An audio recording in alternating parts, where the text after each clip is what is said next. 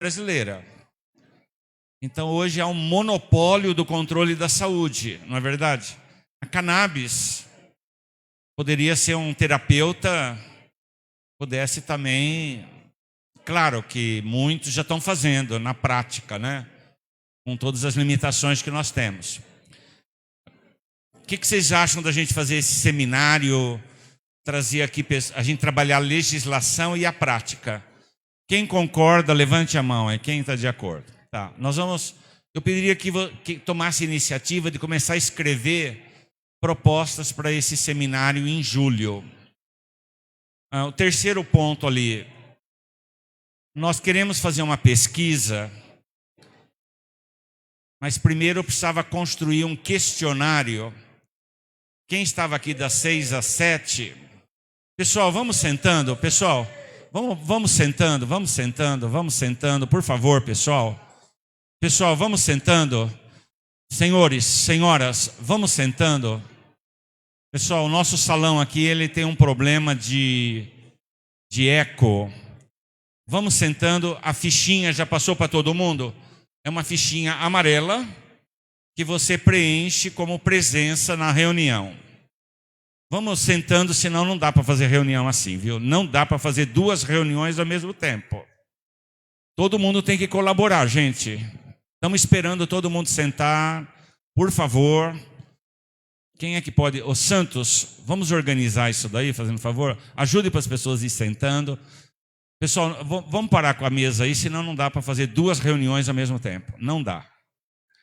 Vamos sentando, por favor. Nós temos uma dificuldade aqui, que a Gabi vai estar colocando também, para quem está fazendo online, é marcar a presença aqui. Nós estamos fazendo através dessa fichinha amarela.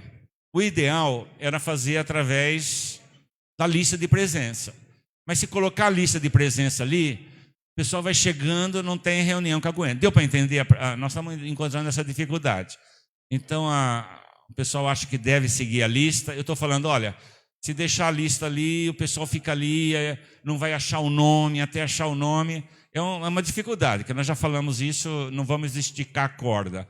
Eu ainda peço que nós vamos ter que encontrar uma equipe que pegue essas fichas e marquem a presença na folha. Tá bom, gente? O questionário eu não sei se alguém trabalha com pesquisa, se pudesse ir construindo um questionário. Hoje nós ouvimos aqui muitos testemunhos belíssimos. É importante registrar essa prática, gente. É muito importante. E no futuro produzir um livro. Como que as pessoas... Então, o nosso amigo ali, que o pai tem Parkinson, né? Era um Parkinson diferente, né? Hoje tem melhoras. Como registrar, como que ele usou, como é que foi, casos de câncer que foram relatados aqui, né? E dores assim por diante. A aula de hoje, a Gabi vai falar como que quem está em casa... Cadê a Gabi? Ô Gabi, quem está em casa... Como é que nós vamos, a pessoa vai marcar presença, quem está em casa? Gente, sabe quantas pessoas marcaram para fazer o curso aqui? Quantas? 1.800 pessoas. Agora tem gente de Portugal, eu acho que o nosso amigo lá de Portugal está assistindo. Ele reclamou, ele falou que foi lá na igreja, o padre não deixou fazer reunião na igreja. Ele falou, você não pode vir para Portugal? Mas tem gente da Austrália, Miami, Paraguai. Tem uma estudante do Paraguai, se ela estiver ligada a nós aqui. E tem gente do Brasil todo. Gabi, a semana toda o pessoal falando assim, como que eu vou marcar a presença? O que você vai dizer a essas pessoas? O link? Bom, todo mundo que se inscreveu no formulário, não pelo WhatsApp. A gente tem o e-mail, está recebendo um e-mail que tem, né? E tem um link para enviar o resumo. É assim que vai comprovar a presença. Quem não recebeu tem que olhar na caixa de spam ou na caixa de promoções lá no e-mail, porque várias pessoas disseram que não tinha recebido e quando eu alertei elas acharam. Se não se inscreveu, não vai receber mesmo, precisa se inscrever. A gente já falado que ia encerrar hoje, a pedidos vai ficar até sexta, mas sexta é o último dia. de inscrições. Eu vou passar na prancheta a lista, porque o papelzinho amarelo depois fica impossível contar a presença. Quem não está com o nome aqui é porque não se inscreveu ou porque se inscreveu online. Aqui é só o presencial. O online vai pelo e-mail, tá, gente? Gabi, então a Gabi vai passar isso daí. Eu peço que vocês façam a fichinha por uma questão que nós vamos também vendo uma avaliação o que vocês acharam importante. É bom a gente ter essas informações de vocês. Então, Gabi, quem recebe notícias dessas reuniões aqui? Levante a mão. Ou melhor, quem não recebe ainda, levante a mão. Quem não recebe, tem que passar uma mensagem nesse número aqui dizendo: me mande as notícias das nossas reuniões da Cannabis. É 999432646. Bom, eu vou pedir para a Gabi, eu posso passar pelo WhatsApp o link para... Então a Gabi vai me passar o link, eu também vou passar para vocês e marcando a presença, tá bom? A gente agradece de coração a Gabi, uma salva de palmas. O pessoal fala: Gabi não responde. Eu falei: responde. É que a Gabi recebeu 1.800, imagina, né? É uma coisa assim, ela é voluntária. O TCC é até final de maio, a última aula de maio, entreguem o TCC. Qual o tema do TCC? Você escolhe o melhor tema, não interferimos em nada. No último sábado, Gabi, o último sábado já tem quem vai vir no último sábado? Está confirmando. Todo último sábado é um encontro para profissionais da saúde, mas é aberto a todos. Todos os últimos sábados, dia 28 de março. A Gabi tem um recado. A gente fechou hoje com o Paulo Fleury. Ele vai vir dia 27, 28, 29 e 30 de abril. Ele vai estar em São Paulo e ele vai dar aula no dia 28. É um sábado também? Ele vai ficar uma terça? Então, o Paulo Fleury vai ficar segunda, terça, quarta e quinta. É isso, Fernando? Segunda, terça, quarta e quinta. 4 dias. Esses 4 dias ele vai dar consulta. Fernando, você podia marcar o seu telefone lá embaixo? O Fernando que é o responsável de marcar as consultas. Quem conhece o Dr. Paulo Fleury? Levante a mão. Quem conhece? Ele é de Minas Gerais. Ele tem vídeos. Ainda não tem os valores. Tá? Pessoal, quem quiser as cartas, tem 3 cartas da Cannabis. Mandar para esse e-mail, cartasaude2020@gmail.com. Falar com quem? Com a Patrícia. Bom, o nosso objetivo aqui é formar associações. Hoje nós vamos ter aqui um advogado falando, é um advogado da saúde, mas o nosso objetivo é esse. Por exemplo, em Rondônia, formaram uma associação de mães, pais, e estão plantando em desobediência civil. Já é uma pergunta para o advogado, né? Se alguém vai ser preso ou não. No Rio de Janeiro, tem uma associação, como também eles não conseguem na justiça, eles estão plantando em desobediência civil. Pode fazer isso ou não pode? Deve fazer. É uma planta que está trazendo saúde, gente. Lê lá os Atos dos Apóstolos. Primeiro, Atos dos Apóstolos. Primeiro obedecer a Deus e depois aos homens.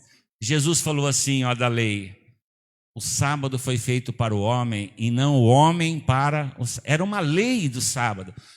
Jesus, ele, na hora de fazer os seus milagres, ele fazia no sábado. Ele fazia uma desobediência civil. É ou não é, gente? Verdade, verdade. E quando ele fazia bem no sábado, vai lendo ali no Evangelho, começaram a planejar a morte de Jesus.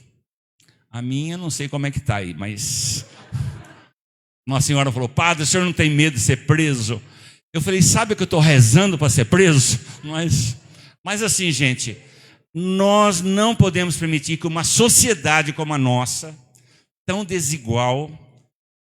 Hoje mesmo eu fui na casa do Pedro, que ele precisa tomar o óleo.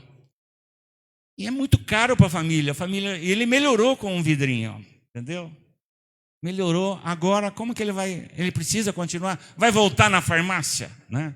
Então, isso é uma questão de vida. E para encerrar, nós estamos na quaresma, a máxima de Jesus, por isso que eu estou aqui talvez. Ele diz assim: eu vim para que todos tenham vida, e vida em abundância e em plenitude. Então, olha, vamos em frente. Aqui tem as folhas da saúde. Eu peço que todo mundo que puder colaborar com esse curso aqui. Aqui é uma comunidade que eu estou há 38 anos aqui. Tem um trabalho com deficientes, com moradia. E as despesas aqui que nós fizemos do curso não deu ainda na arrecadação. Eu peço que todo mundo que puder colaborar com alguma coisa, né? A comunidade, ela tem outras tarefas. Alguns da comunidade reclamam que o pessoal vem aqui e não... Não, tem muita gente que está colaborando, eu agradeço. Mas todo mundo colaborar um pouquinho, para que esse curso possa continuar no segundo semestre, tá bom? Nós compramos equipamento. O Maurinho é o responsável disso. Eu já falei, eu fico constrangido pela sociedade que nós temos aí hoje, de igrejas, religiões, que abusam do povo, tiram dinheiro do povo. Tem lideranças religiosas que estão se enriquecendo às custas do povo.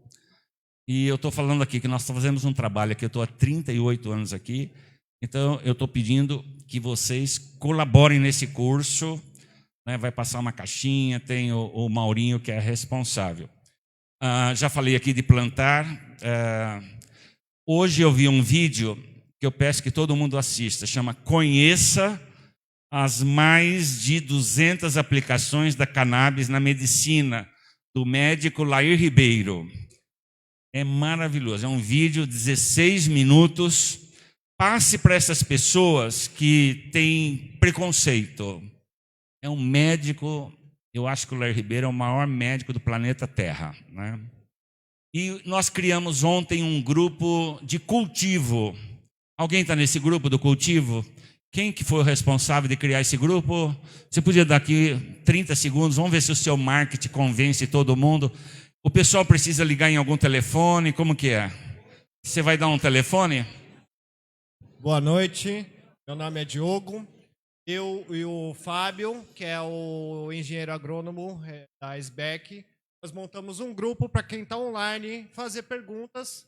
Eu vou deixar meu telefone aqui.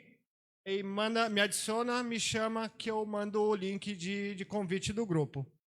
Aí, para facilitar quem está online, já tem um monte de gente. Acrescentar mais pessoas aí.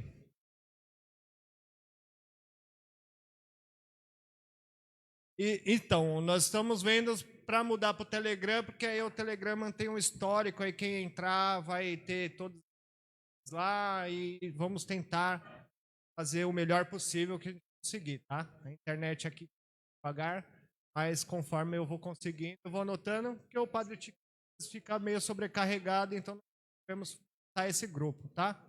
Vou deixar meu telefone ali, adicionem, chamam, eu vou adicionando conforme eu vou conseguindo.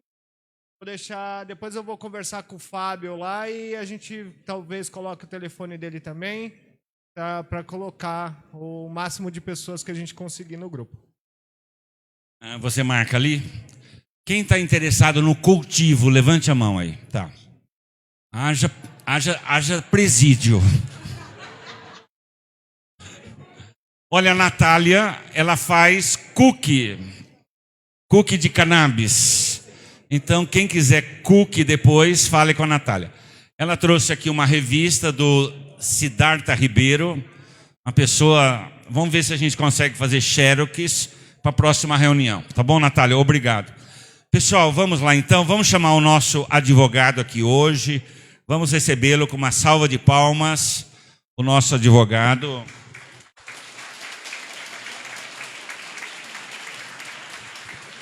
É o doutor Leonardo Sobral Navarro, advogado, professor universitário, especialista em direito médico e direito à saúde, membro efetivo da Comissão de Direito Médico e da Saúde da OAB São Paulo. Uma grande salva de palmas ao nosso amigo que veio aqui hoje. Legislação, lei de drogas e política. Chamamos também a doutora Gisele Tami, biomédica, paciente de cannabis com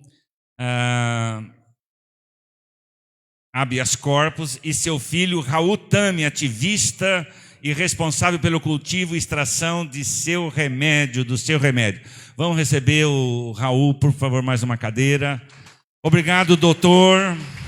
Uma alegria mais uma vez estar aqui conosco, tá bom? Primeiro, boa noite. Agradecer, a presença de cada um que saiu das suas casas, saiu de qualquer outro a fazer para vir aqui discutir um pouquinho sobre esse tema que é recorrente hoje na mídia, impressa, principalmente pela internet. E eu venho aqui, lógico, fui convidado, porque eu tenho experiência de acesso à saúde, eu trabalho com direito à saúde. Então, pouco importa, padre, qual é a moléstia que a pessoa tem ou o tratamento que ela precisa para mim.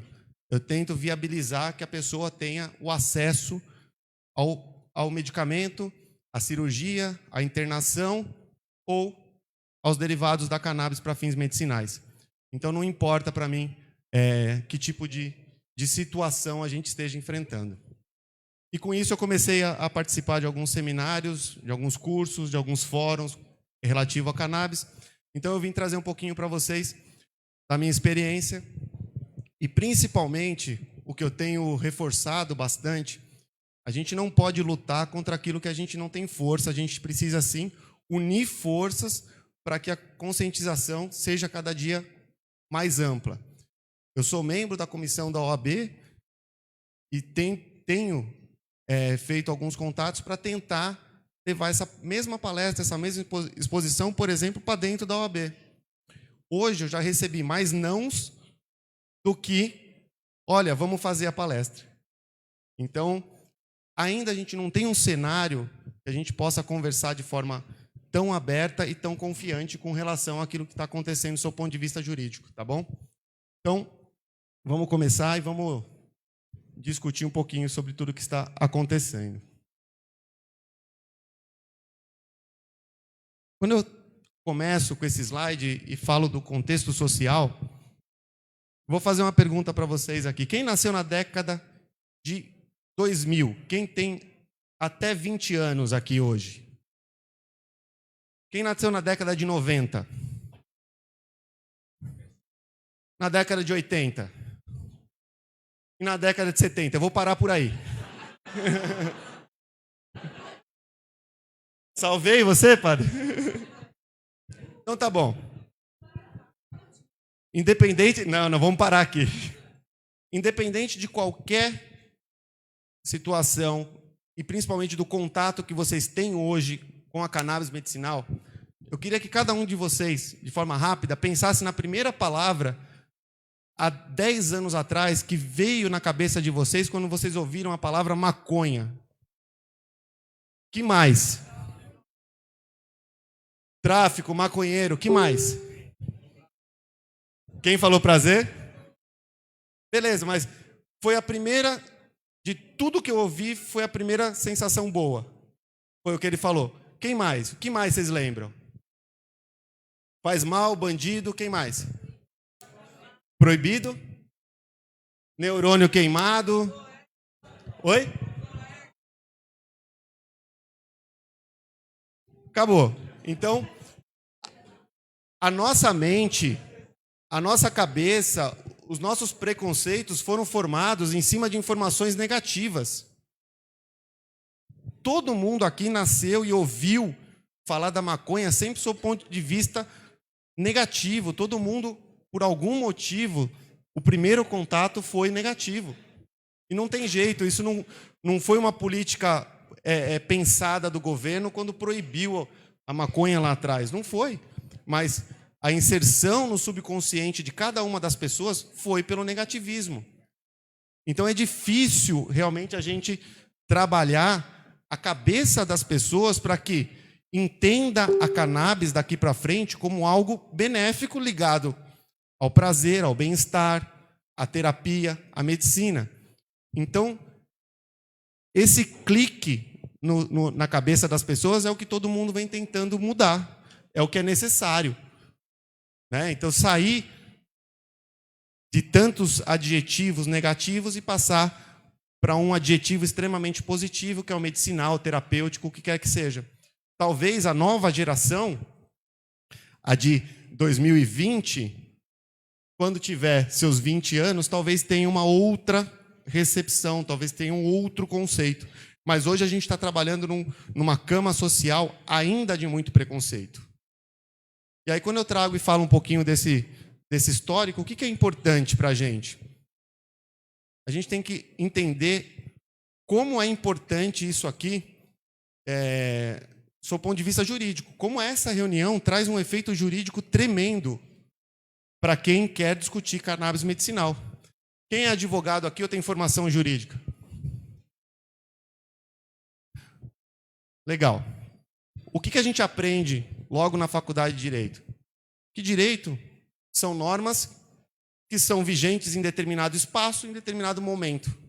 E como essa norma jurídica nasce? Do povo. O poder constituído, ele é obrigado a ouvir a demanda do povo. Se ele não fizer isso, ele passa a ser um governo ilegítimo.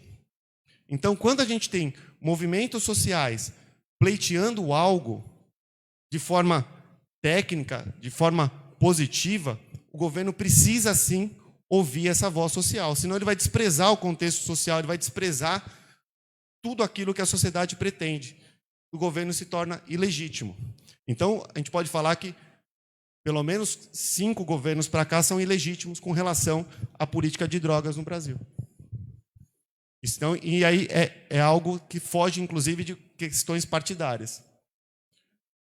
E o que o contexto social trouxe para a gente? Primeiro momento do contexto social, ele começou a se amparar naquilo que tem lá fora. E aí a gente começa a falar de amplitude e aplicações que todo mundo aqui do Brasil começou a ver de fora. Então aqui a gente começa a ter contato, por exemplo, com tratamentos de epilepsia, que foi o grande marketing, vamos colocar assim, do ponto de vista positivo, com relação a cannabis. Dor crônica, doença de Crohn, espasticidade. Todas essas doenças começaram a ter um tratamento alternativo fora do Brasil que aqui não tinha.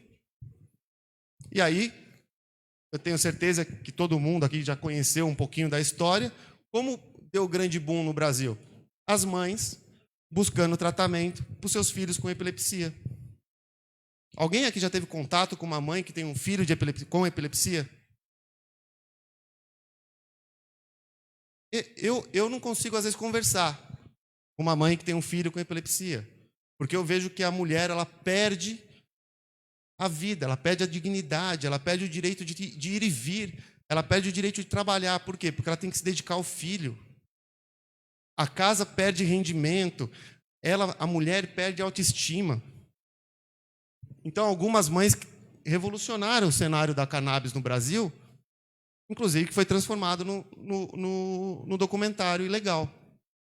E isso demonstrou e começou a fazer com que muita gente quisesse participar dessa discussão e quisesse proporcionar bem-estar para aquele amigo que está doente, para o filho, para a avó que tem Alzheimer, para o amigo que tem Parkinson. Foi esse, é um movimento social dos mais naturais e mais legítimos que vem acontecendo no Brasil. Só que, eu já falo na abertura desse nosso bate-papo, a nossa legislação não ampara isso. E é isso que a gente precisa entender. Com isso, foi inevitável que associações fossem criadas, ONGs fossem criadas para amparar paciente, para discutir, para criar subsídio para um médico que queira prescrever, para entender o que é a planta, como ela cresce, como tem que ser o cultivo, como tem que ser a poda, como tem que ser a extração de óleo. E aí começou um fenômeno social. Muita gente começou a distribuir semente, muita gente começou a distribuir material para a extração do óleo.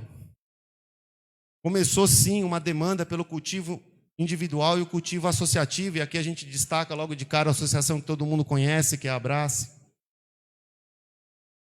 Começaram a ter cursos sobre plantio, cultivo, manuseio e como extrair os subprodutos.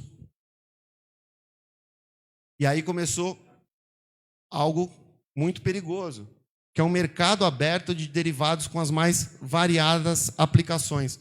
O que é isso? Eu não estou falando do que vocês estão fazendo, aqui eu estou falando de Mercado Livre, eBay, Amazon, que as pessoas estão comprando coisas sem saber o que é. Tem pessoa que não sabe inglês e está comprando CBD na Amazon, que viu CBD e está comprando, não sabe o que é, não sabe qual a formulação. Isso é um perigo. Oi? E aí? Mas você não sabia o que era, né? Você não sabia o que era, né? E aí, lógico, para resguardar, as pessoas bateram no judiciário, porque é inevitável. Quem poderia resguardar esse direito? Só o judiciário. Então aí a gente começa com a proliferação de habeas corpus, como o da Gisele, ou a briga pelo cultivo associativo, que hoje, pelo menos a última contato e estudo que eu fiz, efetivamente, quem tem uma ação judicial que garante é única e exclusivamente a Abrace. Até hoje, vindo para cá, eu consultei, eu não fiquei sabendo de mais nenhuma outra. Que atende hoje 2.000 pacientes, vai ampliar para 2.000 e está fazendo uma vaquinha virtual para talvez até o final do ano chegar a 10.000 atendimentos. É muito pouco dentro da amplitude de pessoas que podem ter bem-estar utilizando algum tipo de óleo. E aí a gente entra numa briga, que é o contexto legislativo, que eu também não quero perder muito tempo, porque eu tenho certeza que aqui vocês já ouviram falar. O nosso país tem uma política de drogas proibicionista, ponto. Ponto. É isso que a gente tem hoje. A lei de drogas, ela é restritiva com relação àquilo que é possível fazer com cannabis. Ou seja, nada. Por quê? Porque o artigo 2º, parágrafo 1º, pede, da lei de drogas, ele pede que o governo regulamente isso, e até hoje o governo não regulamentou. Na verdade, o direito do cultivo, da produção, já está previsto em lei, só que não tem regulamentação. O governo está inerte com relação a isso. Porque está na lei. Qualquer uma das substâncias proibidas pode ter permissão para uso, cultivo, manuseio, se for para fins medicinais, científicos. E o governo não regulamentou. Então, o problema que a gente tem é isso, não tem uma alteração legislativa hoje que produz efeitos com relação cultivo e produção. Depois a gente vai falar da Anvisa, mas não tem lei com relação a isso. É direito de produzir, é direito de buscar o acesso à saúde? É. Mas também é importante que cada um que esteja fazendo isso tenha consciência do risco que pode correr. Isso é fato, não sou eu que estou falando, é a nossa legislação que determina a forma que o nosso jogo precisa ser jogado. Então, o que a gente tem hoje como contexto legislativo? Lei proibitiva, que pede regulamentação. Ela pede, ela fala, regulamenta, pode, se for científico, medicinal, regulamente. E não há regulamento. O que a gente quer? O que todo mundo aqui precisa? Regras claras, com o quê? Que determine como é o cultivo, como deve ser a pesquisa, como deve ser a produção e como tem que ser a comercialização ou, como os farmacêuticos gostam, a dispensação. E mais do que isso, a gente não pode esquecer que nós estamos de um medicamento, de um produto fitoterápico. Então, inclusive, a legislação aplicável deveria ser outra, não a que foi aplicada pela Anvisa hoje, que começa, inclusive, a vigorar hoje. E aí tem farmacêuticos e tem outros profissionais da área da saúde que conseguem explicar certinho a diferença de produto e medicamento. Mas nunca a cannabis deveria ser interpretada como medicamento e sim como produto. Ou seja, fitoterápico poderia ter qualquer outra forma de dispensação extremamente mais simples. Então a gente tem, eu fiz o levantamento, nós temos uma infinidade de projetos de lei que ficaram parados, seja no Senado ou seja na Câmara dos Deputados. São uma infinidade de projetos, eu vou passar depois no grupo para que todo mundo tenha acesso o número de cada lei. A gente tem pelo menos 9 projetos de lei entre Câmara e Senado que trataram de algum ponto sobre cannabis. Um queria a produção só do cânhamo, o outro queria a disponibilização de produtos pelo SUS, o outro brigava diretamente com a lei antidrogas, com a lei de drogas. Espalhados, todos, absolutamente todos os projetos ficaram parados. Parados até quando? Até agosto de 2019. Que por pressão popular, viu como isso aqui é importante? Por pressão popular, o projeto PL 399 de 2015 passou a ter uma comissão e essa comissão passou a trabalhar. Então, em agosto de 2019, um projeto-lei de 2015 começou a ser discutido. Já foi um grande avanço, principalmente porque de outubro para cá, tirando o mês de janeiro, toda terça-feira, essa comissão vem se reunindo. O Raul foi convidado, eu também fui convidado para estar lá. Então, toda terça-feira tem reunião do projeto, eles fizeram visita na Colômbia, fizeram visita na Abrace, estão verificando todas as formas para quê? Viabilizar cultivo, extração e regulamentar aquele artigo de lei que eu citei anteriormente. Então, existe uma discussão legislativa grande, e isso é muito importante. A comissão especial, então a gente tem a comissão especial, e eu vou citar só realmente o PL 399, que é o que vem regulamentar a lei de drogas. Esse é o que a gente tem que ter foco hoje. Eu vi que tem, inclusive, uma pesquisa sendo veiculada na internet, que é com relação a um projeto de lei que está no Senado. Eu, sinceramente, não perderia tempo lá e direcionaria todos os esforços para a discussão aqui, porque essa comissão está avançada. E, por incrível que pareça, e quem já esteve lá afirma que a única comissão da Câmara dos Deputados que conseguiu ter reuniões com partidos literalmente opostos, e aí eu estou falando de PT, PSOL, sentado com o PSDB e com o próprio PSL. A Carla Zambelli, ela faz parte dessa comissão.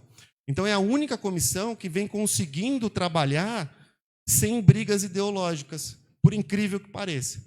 Isso a gente precisa destacar que isso é um grande passo, coisa que a gente não imaginaria em outra discussão. Tá? Em São Paulo, a gente tem o projeto do deputado Caio França, que, na verdade, é um projeto amarrado, porque se eu não tenho a regulamentação pelo governo federal e não tenho o produto disponível, o projeto dele não tem como ir para frente. Por quê? Porque ele tem por objetivo o fornecimento de medicamento que contenha CBD, principalmente, pelo SUS. Então, o projeto dele parou. Ele fez audiência pública, ele gerou uma grande discussão no estado de São Paulo, mas está parado. Está parado. E, se não tiver uma alteração vinda do PL, eu não vejo como esse projeto dele andar. Mas foi uma grande iniciativa. No Rio, agora, nós tivemos uma aprovação de uma lei municipal, né? Uma lei estadual, desculpa, para viabilizar a pesquisa científica. Então, já foi também outro grande avanço. Que eu tenho muito receio e não consegui entender como que a pesquisa científica vai se dar sendo mantida a proibição do plantio. Então, eu realmente não sei como a legislação e como a regulamentação dessa norma do Rio vai andar. Contexto regulatório, a gente vai falar um pouquinho da Anvisa. E por mais contestada que essa norma da Anvisa, que começou a ter vigência hoje, tenha sido, eu costumo falar o seguinte: ela fez o que podia fazer. Não cabia à Anvisa determinar a forma de plantio, que foi a grande decepção.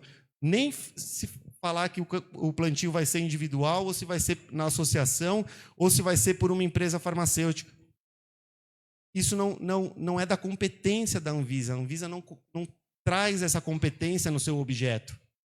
Então, por mais decepcionante, para mim também foi decepcionante a norma que a Anvisa editou, que é a RDC 327, ainda ela fez alguma coisa. Acho que o William Dib, no momento que ele saiu pelo menos deixando uma discussão positiva dentro da Anvisa. Mas quem esperou algo mais da Anvisa é porque realmente não entende a competência que ela tem para regulamentar. Ela foi até onde ela podia, até para não produzir uma norma que ficasse sujeita a uma ação judicial e derrubasse. E a norma que está aí, pelo menos até hoje, a gente não tem notícia que ela foi impugnada, que ela tem algum tipo de discussão judicial em cima dela. Então, a partir de hoje, quem quiser registrar produto importado vai poder. A empresa farmacêutica que quiser produzir, ela pode importar o substrato. Já tem disciplinada como vai ser a dispensação, e para os médicos já sabem como tem que ser a receita. Então, de alguma forma, a Anvisa trabalhou. O que eu vim conversando até com a doutora Eliane hoje, e tenho conversado com algumas pessoas, é uma incógnita saber o que vai ser disponibilizado para o consumidor e o que a gente vai observar com relação a preço. Principalmente hoje com o dólar batendo 5,40. Então, eu não sei se, inclusive, o momento econômico vai viabilizar que o doente tenha acesso a algum tipo de medicamento. Não dá para saber. A gente não sabe o que vai acontecer daqui para frente, não é? Não se sabe. Eu já... Ou não vai ter acesso pelo preço, ou pela ausência de variedade. Eu acredito que alguma empresa vai trazer 1 ou 2 produtos, mas nunca comparado ao que a gente pode ter acesso fora. Tá? Então, eu acredito que alguma coisa vai acontecer, mas eu não vejo que o doente, quem precisa, vai ter realmente o benefício. Isso eu não consegui, de nenhuma conversa que eu tive, seja com indústrias farmacêuticas ou com médicos que estão envolvidos, ninguém conseguiu me dar um cenário que eu fale, não, vai ficar bom para o paciente. Eu não consegui ver isso. Se alguém teve alguma conversa diferente, por favor, se manifeste. Então, o contexto regulatório, por que eu coloquei aqui essa parte do contexto regulatório? Para que vocês entendam e vejam que a Anvisa, para fazer qualquer coisa, ela chamou a sociedade. Então, em junho do ano passado, a Anvisa criou o que se chama de consultas públicas e ouviu a sociedade. Ou em reuniões na própria Anvisa, ou por um questionário que foi disponibilizado. Então, isso foi muito positivo, porque, novamente, a sociedade bateu as portas da Anvisa e pediu algum tipo de regulamentação. E ela fez. É ruim, mas ela fez. Dentro do que ela podia, ela fez. A gente não pode deixar de destacar que a cannabis já é reconhecida no Brasil pelas normas de farmacologia como planta medicinal. Isso já está superado. Essa discussão a gente não precisa mais ter. E as 2 consultas que eu mencionei, a 654 e a 655, essas consultas ocorreram de maio a julho. Tá? Uma tinha por objetivo monitorar procedimentos de fabricação e a outra tinha por objetivo verificar a questão do plantio. As duas, olha lá, regras para viabilização do registro, a diferença entre produto e medicamento, isso foi feito pela Anvisa. Isso é muito importante, porque produto dispensa de uma série de requisitos que um medicamento tem para ser registrado.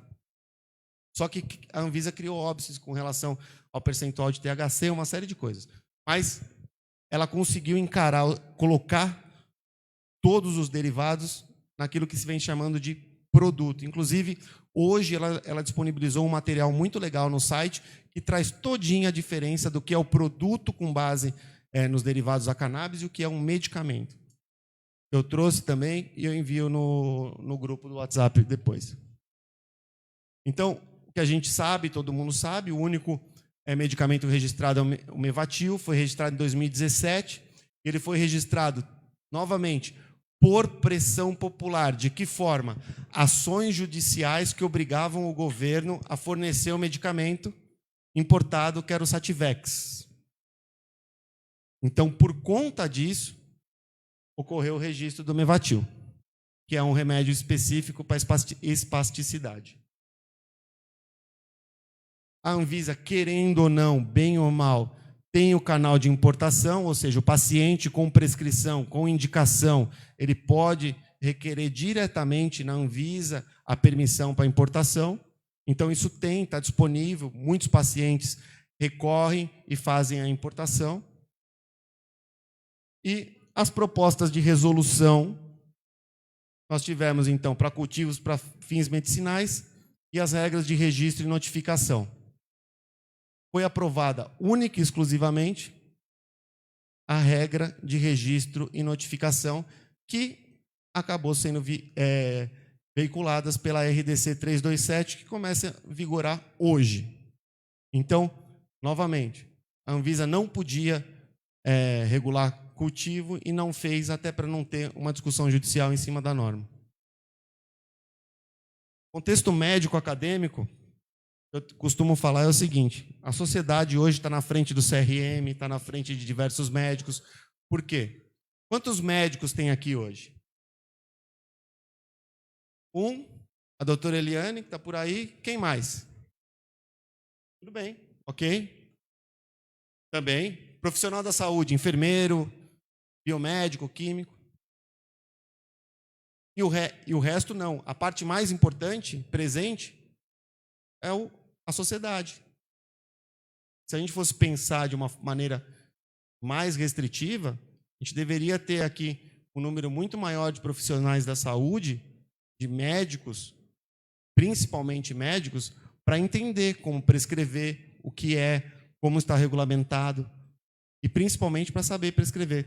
Não tem. O contexto médico-acadêmico, e isso é muito tranquilo de se afirmar, é inexistência de qualquer tipo de discussão técnica, científica, por anos. A gente está falando de uma lacuna aqui que vai ser muito difícil o Brasil correr atrás. Enquanto outros países têm discussões desde a década de 60, o Brasil não tem nada. Nada, sob o ponto de vista científico, acadêmico, que possa gerar um estudo clínico e que possa transformar a legislação. Não foi feito. Por quê? Nós temos uma legislação proibicionista, ponto. Não vamos ficar discutindo sobre isso. Mas é isso. O Brasil está atrasado, está lá atrás. E, infelizmente, hoje, ainda há resistência com relação a boa parte dos médicos. É muito mais viável direcionar qualquer tipo de tratamento para uma droga farmacológica. É muito mais fácil, está na bula. E o contexto jurídico é eu acho que é o que vocês estão esperando, para a gente conversar de uma forma mais ampla, né? Mas é importante que a gente entenda realmente, é o contexto social que vai fazer com que ocorra alguma alteração. Não é o político que vai alterar, é a força da sociedade que vai forçar o político, e a gente está vendo isso muito claramente com relação ao PL. Se não fosse a sociedade, a comissão do PL não teria sido implantada. Por que eu falo aqui do Conselho Federal da OAB e a consulta da Anvisa? Durante aquelas consultas públicas, a Ordem dos Advogados do Brasil, Conselho Federal, que é a nossa sede, vamos dizer assim, em Brasília, foi consultada sobre aqueles 2 itens da consulta, pública que a Anvisa viabilizou sobre cultivo e sobre produção e dispensação. Para os 2 itens, a OAB se manifestou favorável. E com relação ao cultivo, ela se manifestou favorável no sentido de que o cultivo tem que ser viabilizado, sim, para qualquer empresa que queira participar do cultivo industrial. Ela se manifestou no sentido de qualquer associação ou pessoa física que tenha necessidade poderiam cultivar. Então, a OAB efetivamente se manifestou nesse sentido, mudando um entendimento de anos anteriores. Tá? E aí a OAB praticou 2 atos que foram muito positivos. Primeiro, respondeu a essa consulta da Anvisa, o parecer também eu envio para vocês, e ela entrou na figura de assistente, né, vamos falar de uma maneira bem tranquila, na ADIM 5708. O que é essa ADIM 5708? É uma ação direta de inconstitucionalidade que quer derrubar o artigo 2º da Lei de Drogas, que é para viabilizar efetivamente o cultivo para fins medicinais. Essa ADIM está sob a relatoria da ministra Rosa Weber, sem data de julgamento. Enquanto isso, outros países nadando de braçada. Essa comissão do PL, por exemplo, visitou a Colômbia. A Colômbia hoje pode ser considerada, talvez, um dos maiores produtores para fins medicinais. A gente não está falando nenhum outro tipo de consumo ou de produção. A Colômbia hoje, se o Brasil não entrar nesse jogo, ela vai ser o principal país da América Latina a produzir cannabis, maconha para fins medicinais. Ontem, nós recebemos a documentação da Colômbia, onde já se regulamentou totalmente a forma de produção e como o CBD deve ser encarado por médicos e como vai ser toda a cadeia produtiva. Então, aqui, nosso vizinho já deu mais uma rasteira na gente. Uruguai, Chile, Portugal, Espanha, Itália. Seria pretensão não citar Israel, mas para que a gente vai citar Israel, que é um país que está décadas na frente? Vamos falar de quem começou agora. Mesmo quem começou agora já passou o Brasil faz muito tempo. Passou o Brasil enquanto Estado, não com relação ao trabalho que vocês vêm fazendo. É o que eu falo, o que vocês conhecem hoje muito provavelmente está na frente do que os nossos políticos conhecem e que muitos médicos têm acesso. Então, a experiência internacional hoje tem que servir como espelho para que a gente procure a melhor forma para o Brasil. E não é só falar, é realmente tentar encontrar naquilo que já está pronto uma forma de trazer para o Brasil. E é o que o PL, a comissão do PL 399 vem fazendo. E aí que a gente entra, então, na questão do Poder Judiciário. Vamos falar um pouquinho do porquê que associações não estão conseguindo decisões judiciais. Porque ainda há muita questão a ser discutida com relação à forma de plantio que garanta controle. É esse o ponto. Por que a Abrace tem? A Abrace foi uma situação atípica de uma associação que era famosa por ela mesma antes de ter uma liminar, antes de ter uma decisão judicial. Numa comunidade pequena, fechada, restrita, e desencadeou. O promotor usava o óleo para a filha, o juiz tinha acesso, todo mundo conhecia o trabalho de uma forma aberta. Então, quando eles viabilizaram a medida judicial deles, que aí não é habeas corpus, é uma medida judicial, é uma ação ordinária declaratória, para declarar o direito deles produzirem, foi relativamente tranquilo com relação à estrutura social que a Abrace tinha em torno dela. Então, por isso que a gente fala, sempre o contexto social ajuda. E é bom. Então, outras associações elas vão encontrar problemas, e aí o padre falou que realmente tem que existir a associação, tem que existir a intenção de plantar, de produzir, mas sabendo que a gente vai encarar no judiciário um trabalho muito difícil de ser feito. Por quê? Porque ainda gera dúvidas com relação a como produzir e manter um controle efetivo da produção dessa associação. Então, essa é uma briga que quem quiser encarar tem que ir para o judiciário, não tem como.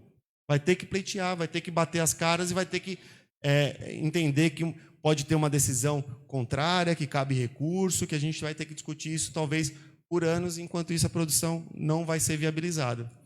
E aí é muito diferente quando a gente trata dos habeas corpus para o plantio caseiro, para a produção da cannabis para fins medicinais. Aqui, a gente tem um corpo de normas que garantem a pessoa física realizar essa produção. Mas se eu realizar hoje, eu posso? Não. Quem plantar hoje sem um resguardo judicial ou não pleitear o resguardo judicial durante o plantio, está sujeito, sim, às normas da lei de drogas. Então, esse contexto tem que ficar claro, tem que ser colocado de uma maneira clara. Plantou ou quer plantar, o risco existe. Tem que fazer o quê? Se resguardar. Não tem jeito, não há outra opção. Não tem flexibilidade, não dá. Ah, mas eu não tenho 20, eu tenho 5.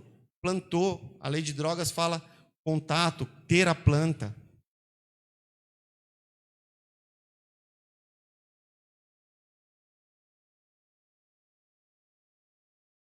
Tá. Eu vou responder, mas depois eu volto. Também nisso posteriormente. Ah, tá. Vamos lá. Seu nome? Fabiola perguntou se, para pleitear o habeas corpus, o salvo-conduto, é necessário ter a plantinha na terra ou se pode ser antes? Eu diria que as duas situações são viáveis, tá? Porque, na verdade, o objeto do habeas corpus ele está relacionado à dignidade e acesso à saúde. Então, o que eu vou levar para o judiciário, se eu estou plantando, se eu vou plantar ou se eu tenho a semente, é indiferente. O que eu vou levar para o judiciário é: a pessoa X é doente, tem a doença tal, Código Internacional de Doença, tem prescrição de medicamentos, já fez tratamentos outros e passou a ter a indicação de tratamentos com derivados da cannabis. Eu não tenho no Brasil legislação que ampare isso. Eu quero. Então, quando eu falo que é indiferente uma situação ou outra, é porque o que vai ser resguardado não é a planta, é o direito de acesso à saúde. Então, é uma discussão mais ampla e eu diria até melhor para ser conduzida do que falar, tenho 50 plantas. Ah, então até hoje você fez o quê? Por que você não veio antes no judiciário? Mas é válido, quem plantou também deu a cara e produziu o óleo e ministrou para o seu filho, para o pai com Parkinson. Então eu não vejo diferença. Seu nome? André vai fazer uma pergunta.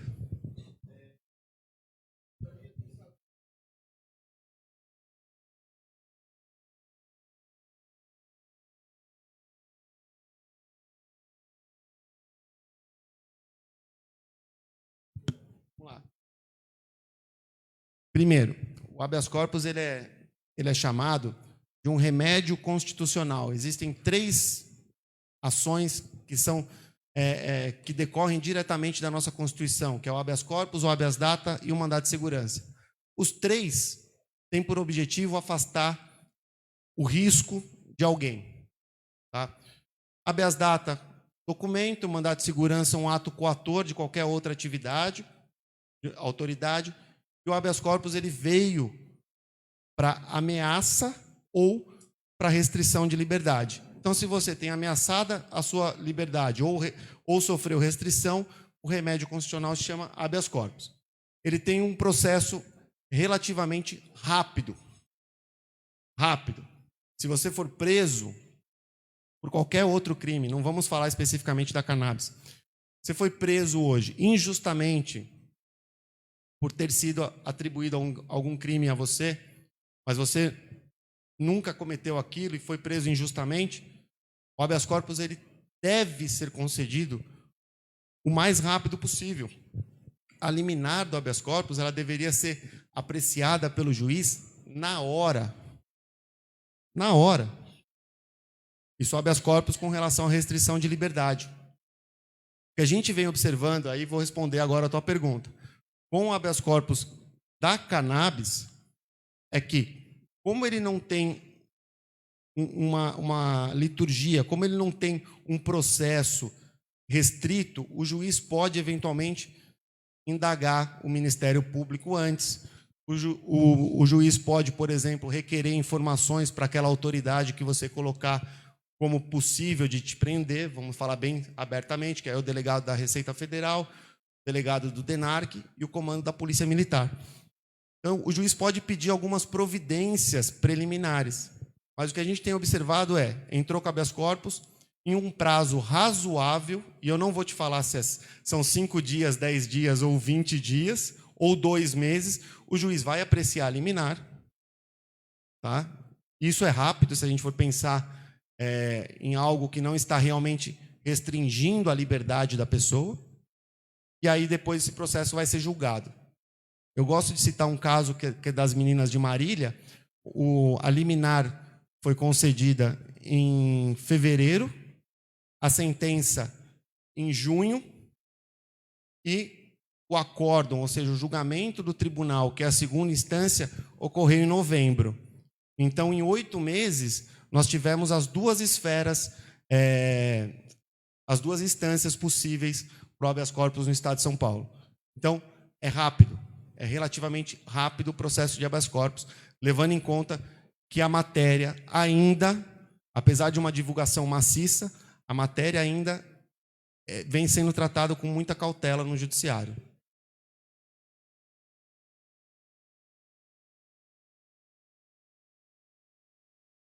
Não, de forma alguma. O custo, aí eu não posso fornecer custo, por quê? Por restrições éticas da OAB, eu não posso falar abertamente. O que eu posso falar procure um advogado ou a Defensoria Pública e negocie. Não tem tabela para a OAB. Vai depender do advogado que você contratar e da negociação que você vier a ter com ele. Tá bom? Ou procurar, eventualmente, a Defensoria. Vamos avançar e aí a gente abre para as perguntas, fica melhor, né, pai? Já está acabando. Então, quando a gente fala de habeas corpus, a gente tem que entender isso.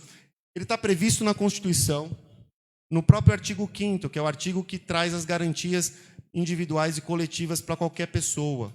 Tá? Então, ele está previsto na Constituição Federal. Ele é uma medida realmente constitucional, rápida e para resguardar qualquer restrição à liberdade das pessoas. Então, com isso, a gente tem algumas conclusões importantes.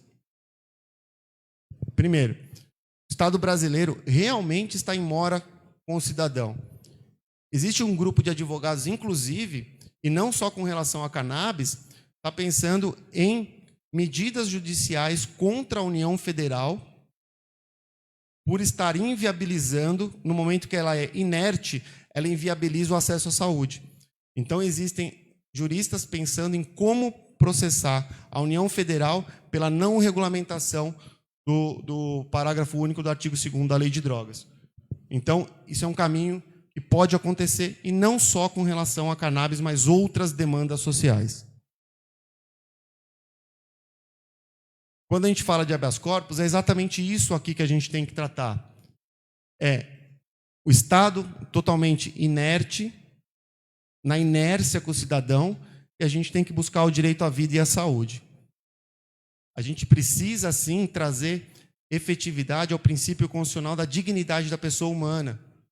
Ou seja, é neste princípio constitucional que você tem o direito de acesso à saúde, à educação e qualquer outra demanda pública. E saúde é dever do Estado. Então, quando a gente fala da dignidade da pessoa humana, a gente está falando do acesso à saúde também.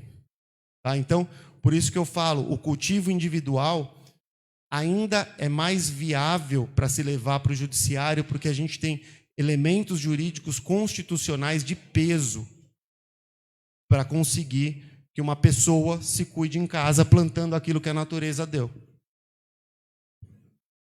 Outro aspecto importante é uma teoria que trata do estado de necessidade. O que é isso? Não há outra conduta para o cidadão senão procurar o acesso à saúde quando o Estado não faz nada. Então, se eu tenho um filho com epilepsia, eu vou recorrer de todas as formas e de todas as maneiras para obter o óleo para proporcionar qualidade de vida. Ele não vai curar da epilepsia, mas ele vai ter qualidade de vida. E assim com o Parkinson, assim com a Gisele, ela foi atrás porque ela estava em estado de necessidade. Foi isso, Gisele? Qual era o tamanho do seu tumor? Tumor de 1,2 centímetros no cérebro. Não é estado de necessidade isso? Ela não viver, não conseguir conviver com as pessoas, não conseguir dormir? Enquanto o Estado permanecer inerte com suas obrigações, o Poder Judiciário será o caminho natural do cidadão para resguardar seu direito à saúde e ter acesso à dignidade. Não tem outro caminho hoje. Qualquer discussão para plantio, para cultivo, para extração do óleo, hoje, por pessoa física ou por associação, toque, toque, toque, Poder Judiciário, eu estou aqui. Não tem outra alternativa. Agradeço pelo tempo de vocês. Muito obrigado. Quem quiser fazer pergunta.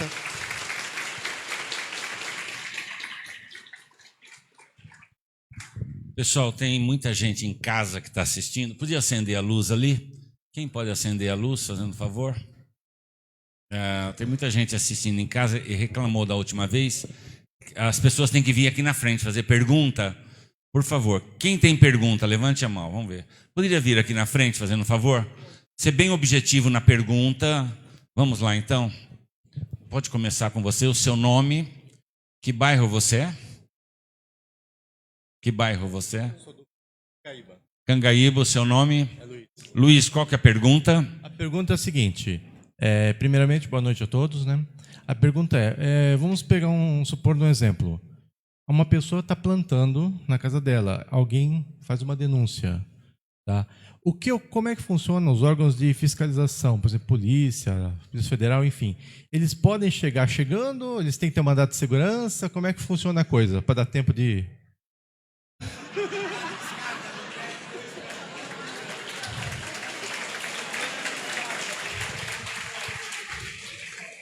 Outro dia uma pessoa ligou e falou: padre, estão aqui na frente da minha casa. Eu falei: não abra a porta. Aí eles foram embora, recolheram tudo. Vai lá e fala que não tem ninguém. Você quer duas? Pode ser 3 perguntas? Vamos lá, por favor. O seu nome?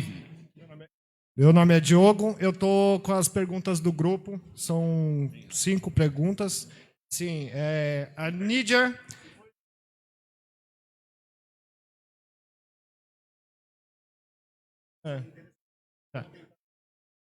Muitos dos produtos que estão circulando são artesanal. Atualmente é possível para quem produz fazer análise química para saber a concentração do óleo.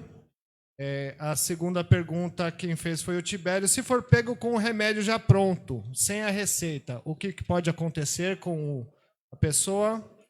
Tem uma moça que é veterinária, que é a Aline.